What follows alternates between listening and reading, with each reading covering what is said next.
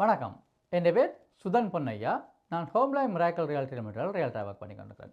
இன்றைக்கு ஏப்ரல் மாதம் 16ஆம் தேதி 2025ஆம் ஆண்டு பேங்க் அக்கௌண்டை வந்து இன்ட்ரெஸ்ட் அனௌன்ஸ்மெண்ட்டை செய்திருக்கிறேன். அவையிலிருந்து கடந்த 7 தடவை வந்து இன்ட்ரெஸ்ட் ரேட்டை குறைச்சி கொண்டு இருந்தாலும் இன்றைக்கு வந்து இன்ட்ரெஸ்ட் ரேட்டில் ஒரு மாற்றம் செய்யலை. அவை என்ன சொல்லுங்கன்னு சொன்னால், அவையில் இன்ட்ரெஸ்ட் ரேட்டை குறைச்சால் இன்ஃப்ளேஷன் ரேட் வந்து கூடி போகும்னு சொல்லி பயப்படுகிறேன். போன மாதத்தோட ஒப்படைக்க இந்த மாதங்களுக்கு இன்ட்ரெஸ்ட் ரேட் இன்ஃப்ளேஷன் வந்து குறைஞ்சிருந்தது.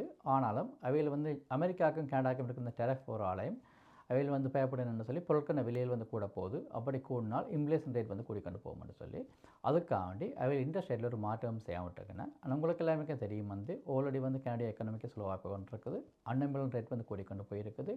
இன்ஃப்ளேஷன் ரேட் குறைஞ்சொன்று வந்திருக்குது. அப்போ அவை வளமையாக வந்து இன்ட்ரெஸ்ட் ரேட்டை குறைக்கிறவ. ஆனால் இந்த தடவை அப்படியே குறைக்க இல்லை.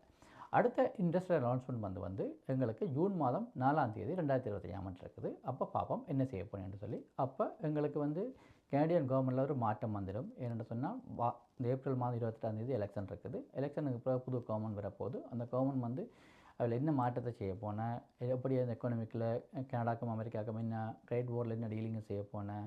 அமெரிக்கா இப்போ 90 டேஸ் வந்து ட்ரேட் வாரில் போஸ்ட் போட்டிருக்குது. அவையில் வந்து ஒரு கதை சொல்லி கொண்டிருக்கேன்.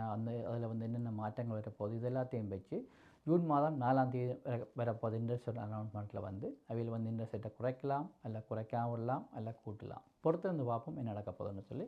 இப்போ இந்த மார்க்கெட்டில் நீங்கள் ஒரு பையராக இருப்பீங்கன்னு சொன்னால் அது உங்களுக்கு ஒரு குட் டைம் தான் வீடுகள் வாங்குறதுக்கு. ஆனால் சேலராக இருப்பீங்கன்னு சொன்னால் கொஞ்சம் பையர்ஸ்ன்னு எண்ணிக்கை குறைஞ்சிருக்கும். அப்போ நீங்கள் உங்களோட வீடுகளை சரியான ரேஞ்சில் ப்ரைஸ் பண்ணால் மட்டும்தான் விற்கக்கூடியதாக இருக்கும். இது சம்மந்தம் மேலே தகவல் தேவைன்னு சொன்னால் நீங்கள் என்ன தொடர்பு கொள்ளுங்க. என் ஃபோன் நம்பர் வந்து 647-866-4321. என் பேர் வந்து சுதன் பொன்னையா. நன்றி.